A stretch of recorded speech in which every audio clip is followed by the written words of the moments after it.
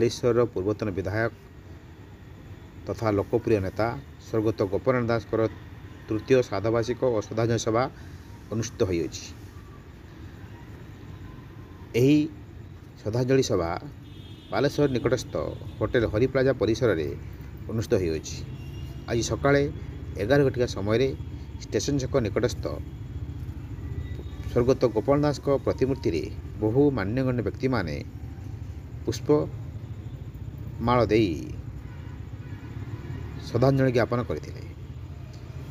पूर्वाह्न 11 घटिका समय होटेल हरिप्लाजा परिसर में स्मृति सभा आयोजन कराइथिला।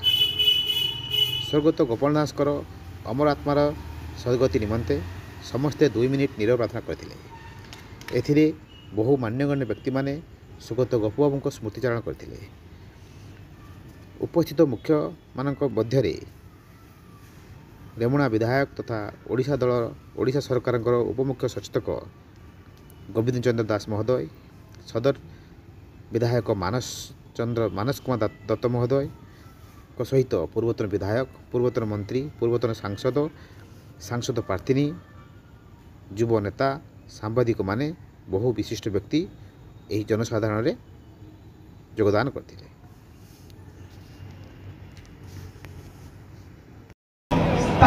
से अंतराय सृष्टि करिया बळे मन के नौनदले समस्त आपणे नौदले बरं विरोध जे बेसी नौदला ताकू बेसी भल पाउदले। तो ताकर सेही गोल्डी को मु नबाकू प्रयास करछि।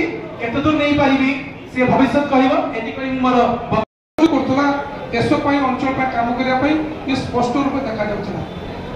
बबू भाई को राजनीतिक जीवन बालेश्वर रे समस्त को जणा एवं सबुठ भल कथा होछ बहुत कम नेता को अपन पाइबे जहाँ को भाई बोली समस्त संबोधित करते।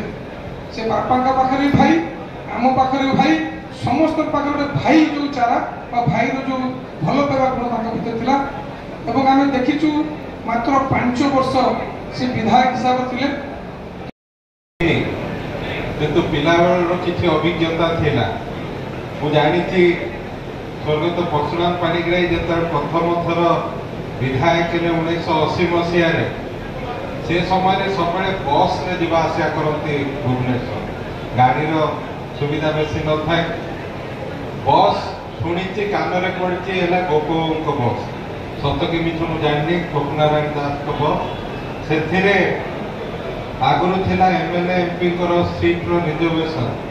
से एमएलए को पाई से गोटे सीट थी आ बापा आसी कहते गोपबंक बस भारी बढ़िया बस। आउ परवर्ती अवस्था मुझे राजनीति को आसिली मु शुणिली जे सी जड़े अति उच्च कोटीर व्यक्ति थिले एवं सदर निर्वाचन मंडली एवं जिला एवं राज्य स्तर में कांग्रेस अत्यंत प्रभाव थिला। खाली